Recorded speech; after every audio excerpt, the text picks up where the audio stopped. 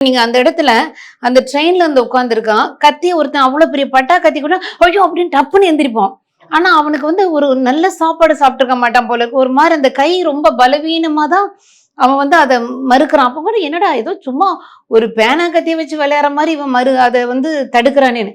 அந்த அளவுக்கு ஒரு ஸ்ட்ரென்த் இல்லாம இருக்கிற ஒரு பையன்கிட்ட, இத்தனை பேர் அடிக்கிறாங்கன்னு இதுவே மற்ற நாடுகள்ல நடந்திருந்தா, மற்ற மாநிலங்கள்ல நடந்திருந்தா, உடனே வந்து அவர்கள் 4 பேர புடிச்சோம், இது பண்ணோம். இந்த மாரி தண்டனை கிடைச்சது. இத்தனை வருஷம் ஆயுள் தண்டனை. அவங்க வெளிவர முடியாது. அவங்களுக்கு பெயில் மறுக்கப்பட்டது.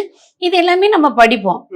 ஆனா இது எதுவுமே இல்ல. ஆனா நம்மளுடைய இந்த தமிழ்நாட்டுல நடக்கிற இந்த மாரி என்ன கொலை குற்றங்கள் வந்தாலும், உங்களுக்கு அந்த குற்றங்கள் பண்ணவங்களுக்கு என்ன தண்டனைனா, அடுத்த நாள் பார்த்தீங்கன்னா, உங்களுக்கு ஒரு டிராமா அரங்கேறுது. என்ன டிராமானா, அந்த குற்றம் செய்தவன் ஒரு 4 பேர் சேர்ந்து ஒரு பெண்ணை கற்பழிச்சிருப்பாங்க. 4 பேர் சேர்ந்து ஒருத்தங்கள அடிச்சிருப்பாங்க. அவனுடைய முகத்த மூடி, அவன் கையில, கழுத்துல, காலுலாம் கட்டு போட்டு, நொண்டி நொண்டி நட.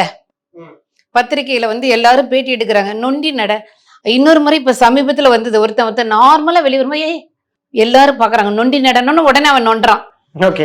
இப்போ ஒரு நாடக அரசாங்கம் இங்க நடக்குது. குற்றவாளிகளை எல்லாத்தையும் தப்பிக்க வைக்கிறாங்க. இது என்னது அவங்களுக்கு என்ன தண்டனை கிடைக்குதுன்னு தெரியல. இன்னொரு நம்மளுடைய தமிழகத்துல நடக்கக்கூடிய ஒரு மிகப்பெரிய அவலம் என்னன்னா, பாதிக்கப்பட்டவர்கள அசிங்கப்படுத்தி, கேவலப்படுத்தி டேமேஜ் பண்றாங்க. ஏன்னா இப்ப என்ன இப்போ ஒரு விஷயம் ஒருத்தன் வந்து ஒரு கற்பழிச்சுட்டான், ஒரு பெண்ண கற்பழிச்சு கொலை பண்ணிட்டான். அந்த கற்பழிச்சவன டேமேஜ் பண்ணாம அவன காப்பாத்திட்டு, அந்த கற்பழிக்கப்பட்ட அந்த பெண் பாதிக்கப்பட்ட பெண்ணுக்கு அவ வந்து கேரக்டர் சரியில்ல. லேட் நைட்ல அவங்க போனா, அவ ஸ்லீவ்லெஸ் போட்டிருந்தா, அவ வந்து லிப்ஸ்ல கிஸ் பண்ணா. அப்போ நம்மளுடைய நாட்டுல வந்து ஒரு காதலிக்க கூடாது, ஸ்லீவ்லெஸ் போடக்கூடாது, ஒரு காதலனோட ஒரு இடத்துல போய் உட்காரக்கூடாது. எந்த காலத்திலயோ வந்து ஒரு ஒரு பெண் வந்து 12 மணிக்கு நடுராத்திரி தனியா நடந்தா அவளுக்கு எதுவுமே அதுதான் என் உண்மையான சுதந்திரம்னு எந்த காலத்திலயோ நடந்தின ஒரு கவிஞர்கள் எங்க? அவர்களுடைய கற்பனைகள் எங்க? இங்க ஸ்லீவ்லெஸ் போட்டுட்டா, நீ ஸ்லீவ்லெஸ் போட்டா நாங்க இப்படிதான் பண்ணுவோம்.